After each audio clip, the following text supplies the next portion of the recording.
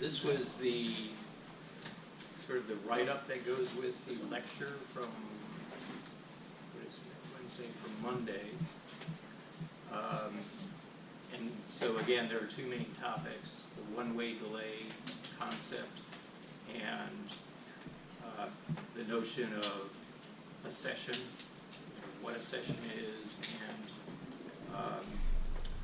that leads to why we changed our server to maintain stats on a per client session basis.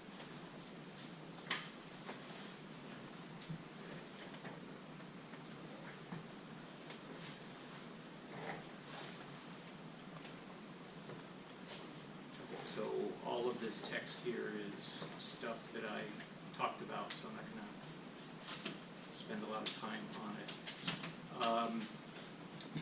When we look at the code here, let's see, the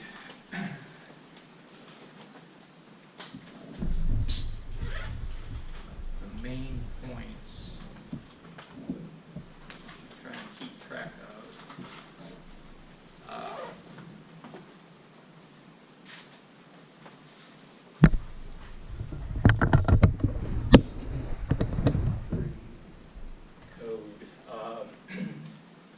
So look at, first of all, the concept of the one-way delay and how the server obtains the one-way delay samples. Okay. And then in one or two of the questions that I placed in the question bank, we'll sort of have you work out a one-way delay using numbers, and it'll introduce the concept of the error associated with, or when the two hosts that are communicating, if they're not in time sync.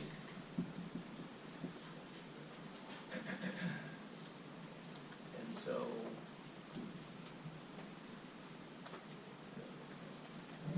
make sure that that sort of concept or that issue makes sense to you.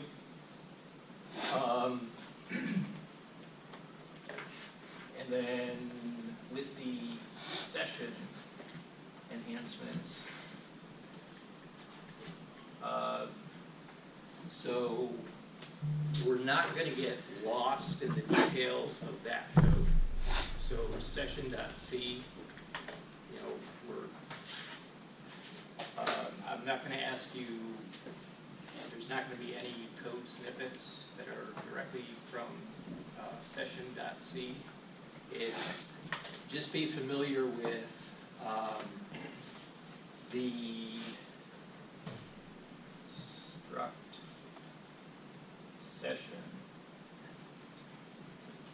So that big structure defined in session.h that has all the fields that we need to be able to maintain state associated with a session.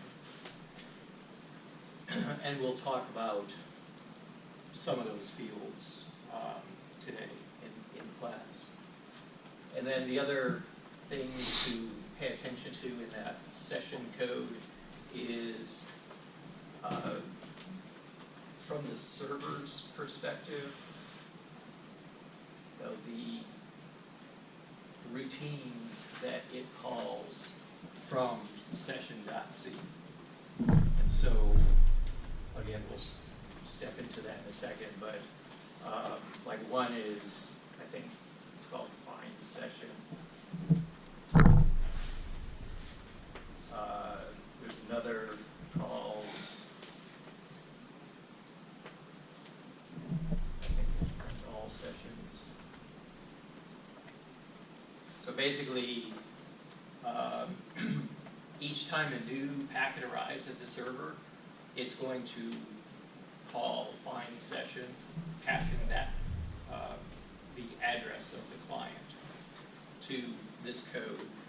this code is going to look up in its linked list of existing sessions, and it'll return a pointer to the struct session that goes with that client message that just arrived.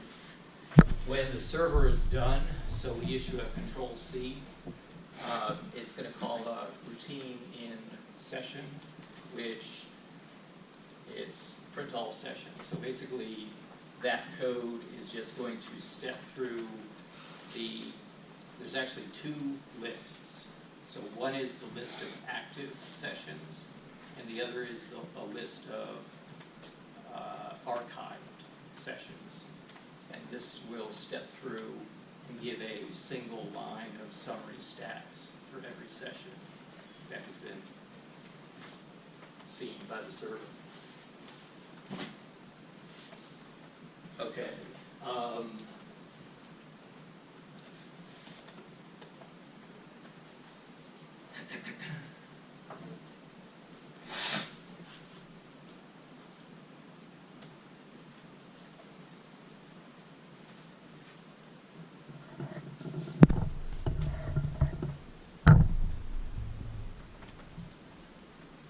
So actually I will sort of use this to begin talking about some of the details that are in that server code. Because it'll be easier to talk about it here than when we start bouncing into the code itself. Okay, so you're going to see in the server code, let's just talk about one session. Okay, so let's forget for the moment having to deal with multiple sessions. So for one session, right, we have a client is generating a stream of UDP messages, and the server is just echoing them back. Each message is going to have an updated sequence number and timestamp. Okay, if that runs for a long, long time, or if we run the client and tell it to use a iteration delay of 0, it's basically going to be in a tight loop, where it's never going to delay. It's always going to send, receive, then send again. And so that can produce a large number of messages, over time, and will eventually reach the point where the sequence number wraps. So the sequence number, the maximum value is 2 to the 32nd, and so what the server is going to do is detect when the sequence number wraps. Okay, so and this is sort of a bit confusing because there's sort of two pieces to this.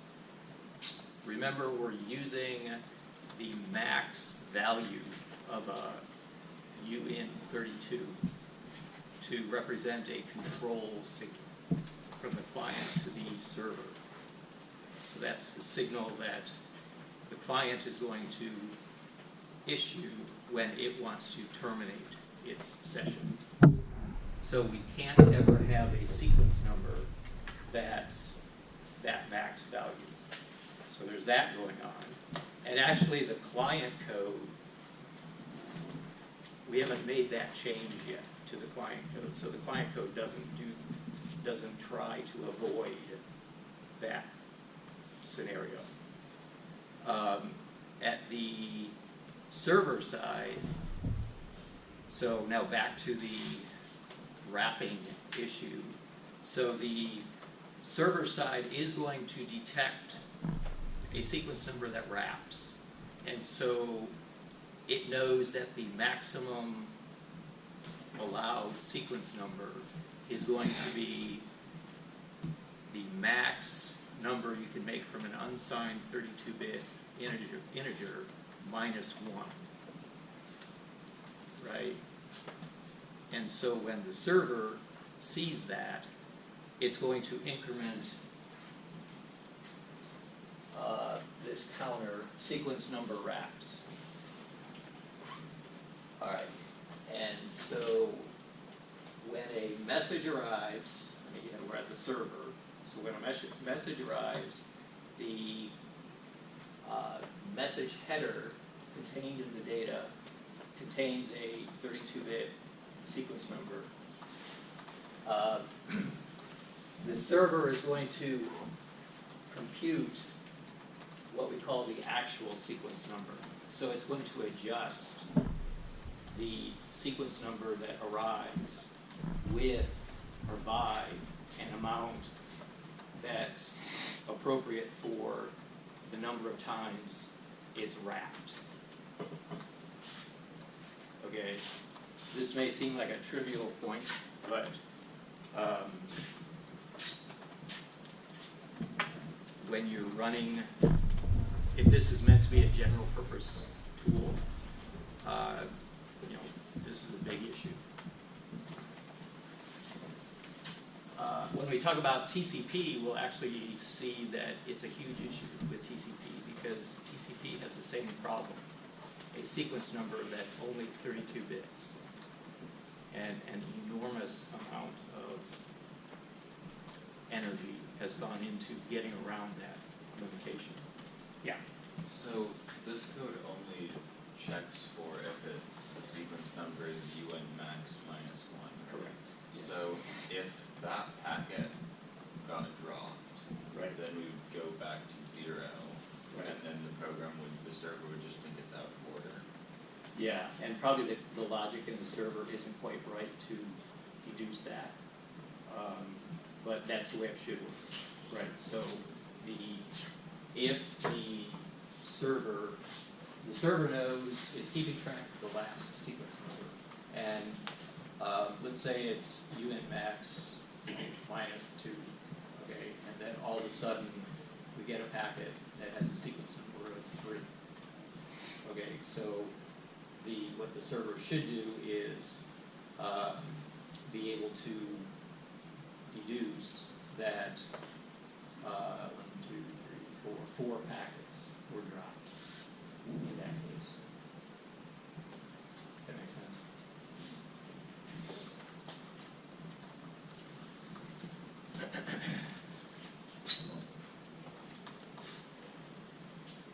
Okay, so that's what this actual sequence number is all about. And then here we obtain our one-way delay sample. So it's going to be based on the current time as understood by the server minus the time, the wall clock time at which the client sent the message. So that time difference is being used to estimate the one-way delay sample.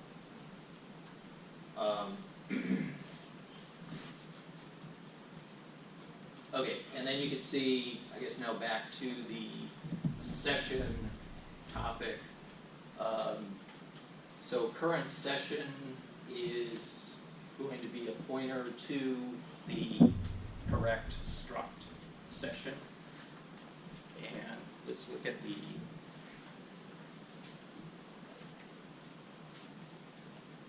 that struct. So again, not all of these are relevant, and they'll sort of identify the fields of interest. I don't think there's any questions on the exam that have you look specifically at the fields of this structure. So the emphasis, there's I guess, not a lot of questions on the test that are related to sort of this stuff we've been talking about the last week or so. But it's important, so I'm trying to sort of complete it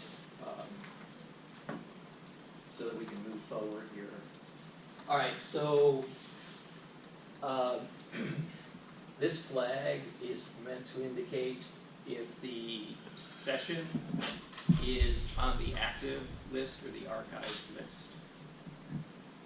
That's is active.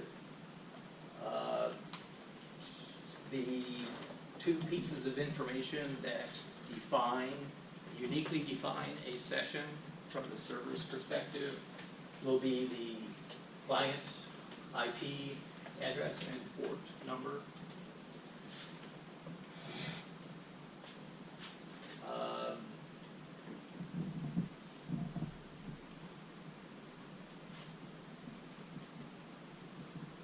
Okay, so one of the final summary stats is going to be the observed throughput associated with the session. Okay, so throughput is, in this context, would be the amount of application data sent per unit time. So it would be in units of bits per second. And the way that we would compute that would be, we would need to know the time at which the very first packet or message associated with this session arrived at the server, and the time that the most recent packet or message arrived at the server. So that time interval is the amount of time we're interested in. And then we have a counter somewhere that basically is going to add bytes. So bytes received is going to be the total number of bytes received at the server for this session. So to get the throughput, we would just take bytes received, multiply it by 8 to get it into bits, and divide it by that time difference that defines how long the session was active.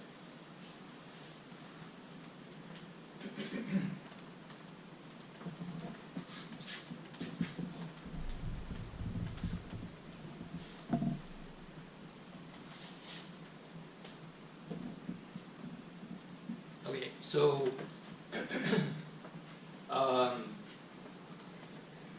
there's some things that you just don't have to worry about when you're looking at this code.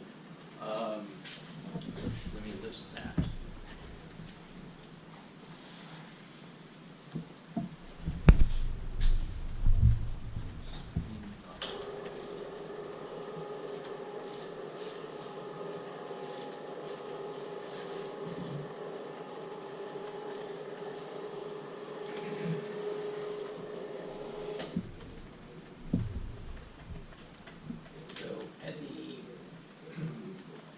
Server is done, as I said, we get first session stats, which the stats of interest at the server side would be the average one-way delay. This is at the server side. At the client side, so once the client finishes, right, maybe we tell it to run for a certain number of iterations, or maybe we have it run forever and then we issue a control C. When it quits, it's going to compute summary stats, and its summary stats will include the average RTT it observed, the average loss rate,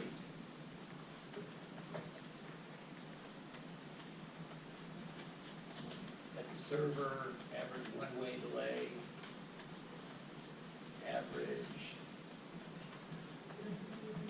loss rate, and average throughput.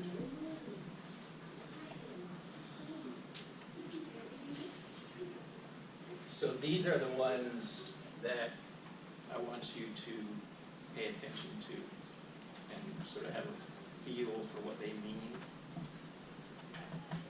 there's more information that the server stats shows us, such as the average jitter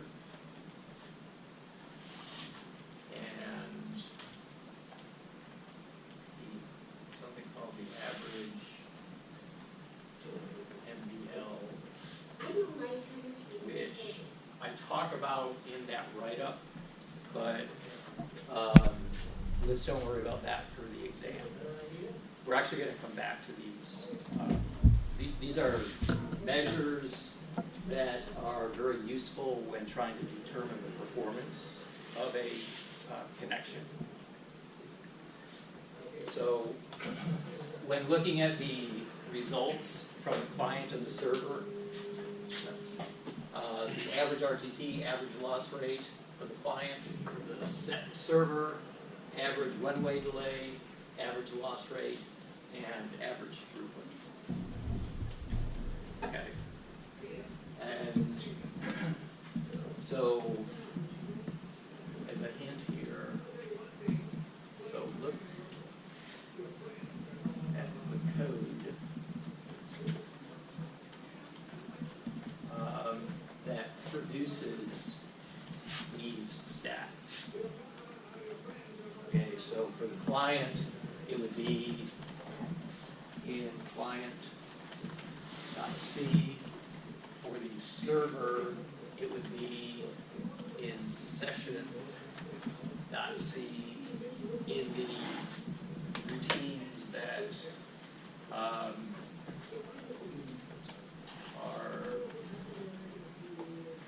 called something like print active sessions and print archive sessions. Sounds like a sitcom. It's that 70s show, I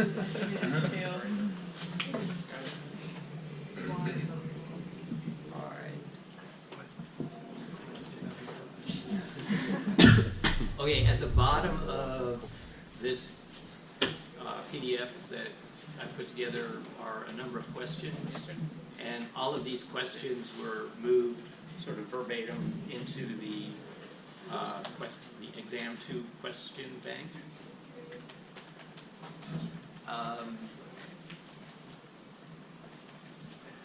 So let's actually look at some of these.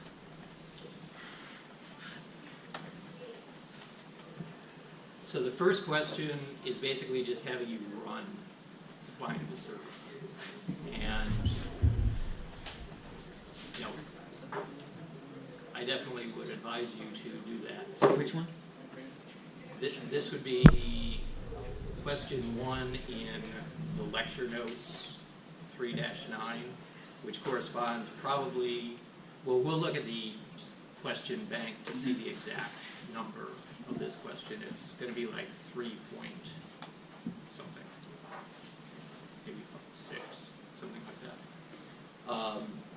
So basically what I'm asking you to do is run the server on a machine, like a department machine, and then run from your VM 3 instances of the client. Okay, and, oops, sorry. Let's back up.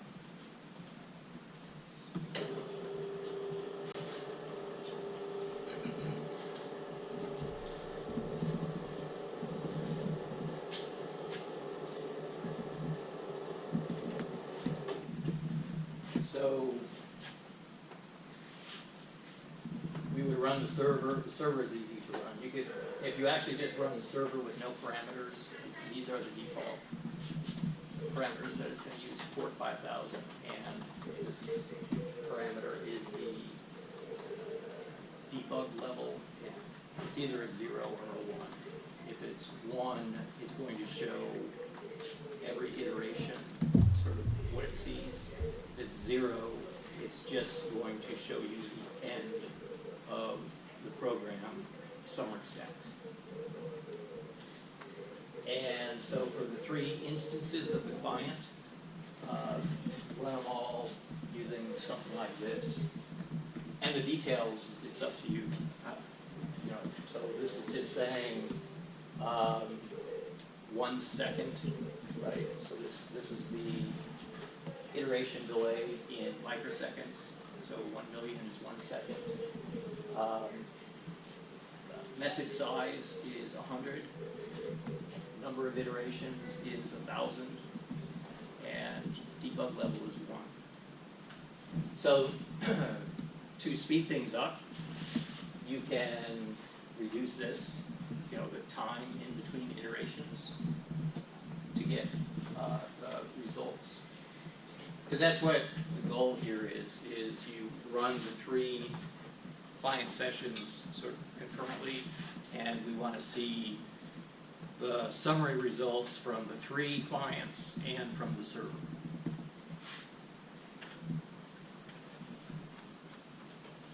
Okay.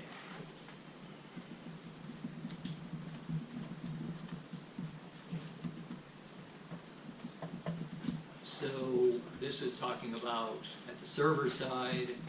This is actually the, if you were to look at session.c in the print active session or print archive session, there's this fprintf. So this defines all the output fields that you see. So again, this would be the very last thing shown by the server. So it's the summary stats. And you would see 1 of these for every session. And so again, sort of reiterating what I talked about earlier, the things that are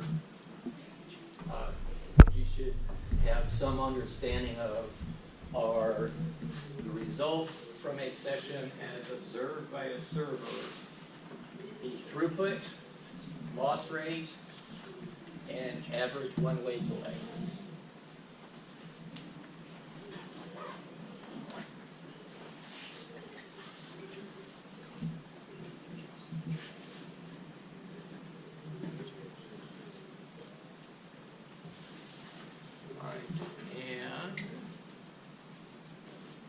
So this looks like, yeah, so this would be the output from the server. The last 3 state lines are going to be the summary stats of the 3 client sessions. And so in this case, we see if there was loss, these fields would be incremented. So we had specified 1,000 iterations, and this is telling us it saw 1,000 messages from that client, from that session. And these are counts of number of drops. This is the throughput, 779 bits per second. This is the average one-way delay, 21.9 seconds. Okay, which indicates what?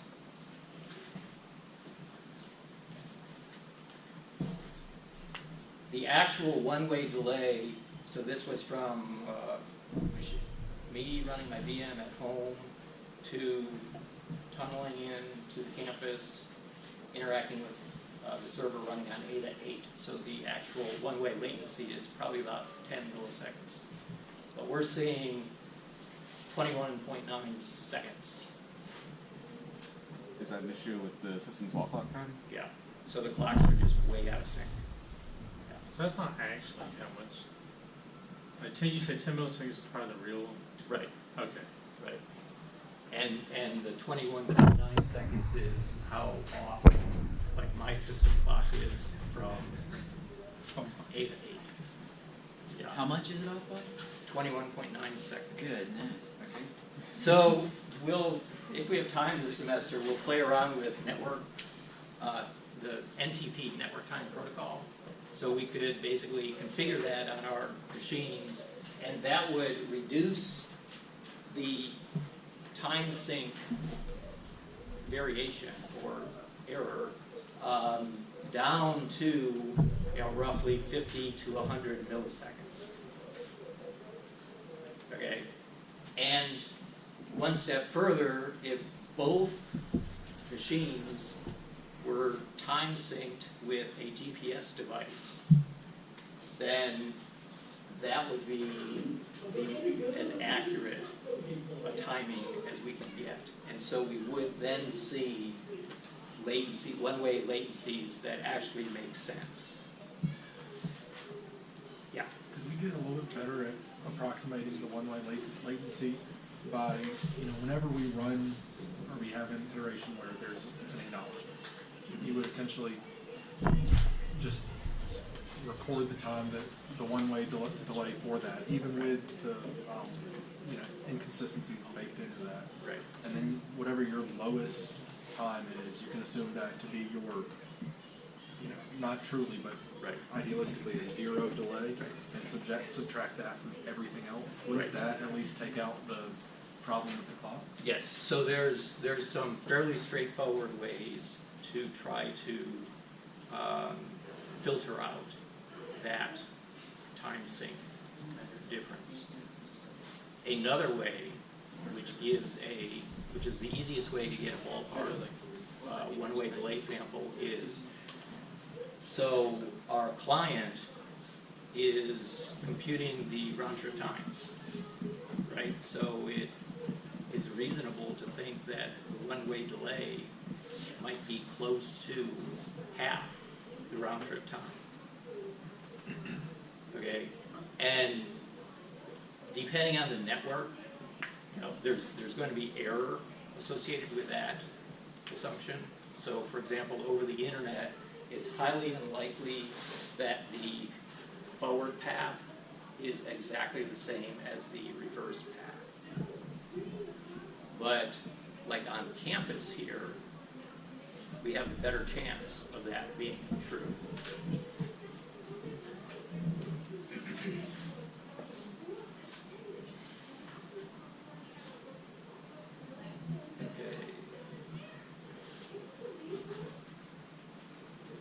All right, so now what we're seeing is the summary stat from each of the 3 client sessions.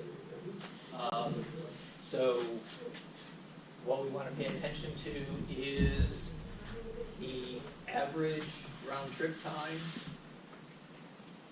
So 22.2 milliseconds.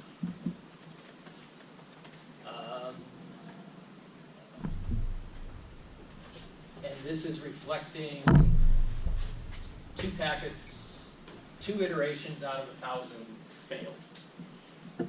This client, the average RTT 22.6 milliseconds, and experienced slightly greater packet loss. Client 3, 22.2 milliseconds round trip time, and experienced about the same loss as client 2. Okay, so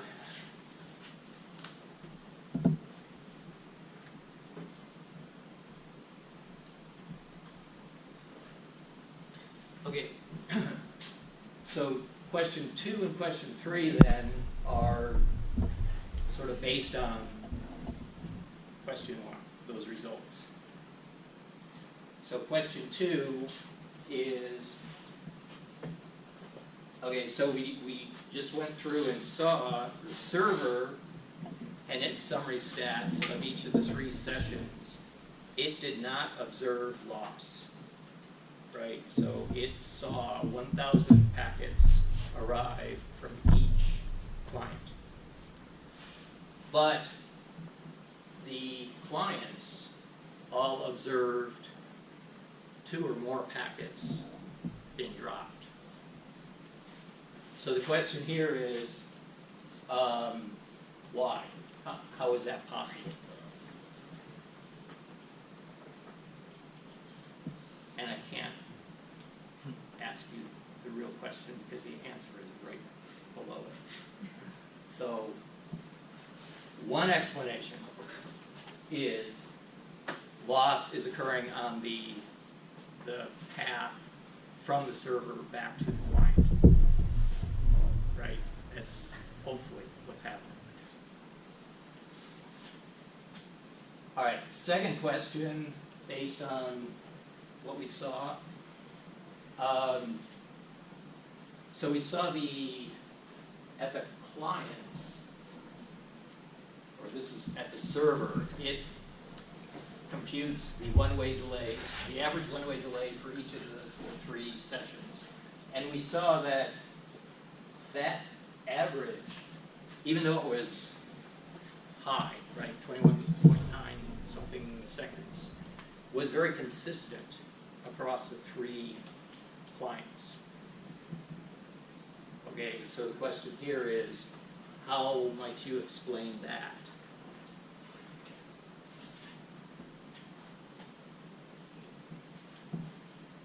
We would not see that result if we ran the 3 clients on 3 different machines.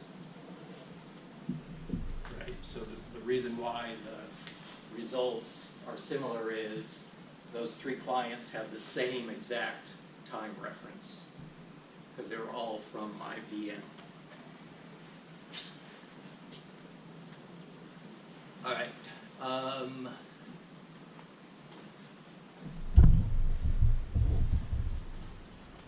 So the next question that's related to this discussion of one-way delay is, so we saw in our example run or usage of the client and the server, we saw the servers observe a positive one-way delay, right, of something very large, 21.9 seconds. It's possible to see a negative one-way delay, and that's what this question is asking is, explain how that might be possible. And so it's actually very straightforward, right? So whether the one-way delay is positive or negative depends on which host is running faster than the other, right? So to get a negative one-way delay, we would flip it, we would say the client is running faster than the server. So with the results that we saw, the server time was running faster than the client time.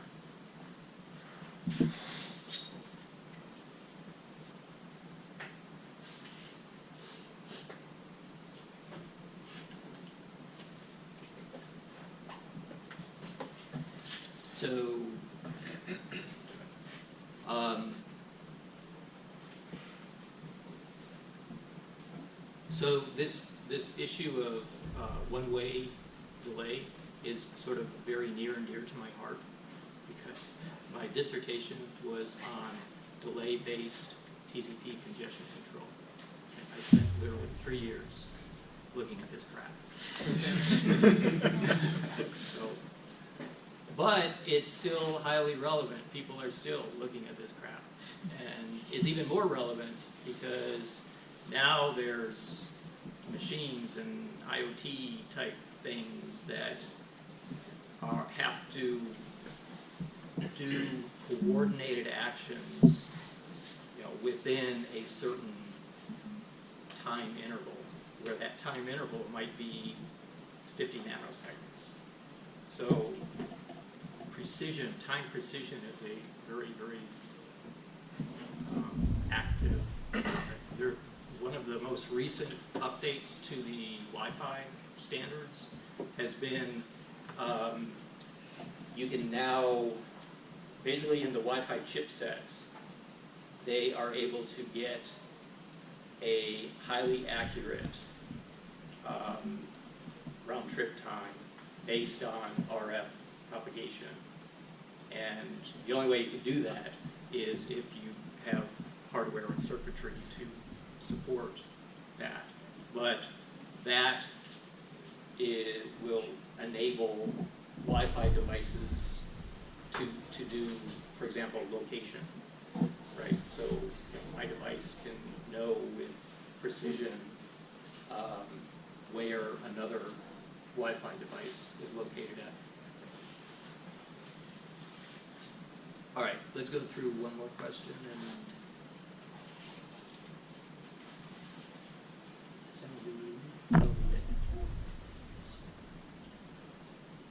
all right, so question 5. All right, so again, we have a server, it's computing the one-way delay sample. Which of the following, hide the answers. Which of the following are true, or could be true? So again, one-way delay sample as observed by the server. Okay, the value can be positive or negative. It's true. True. The value will never be 0. False. It's really unlikely to be 0. Exactly. Everyone get that? So it's possible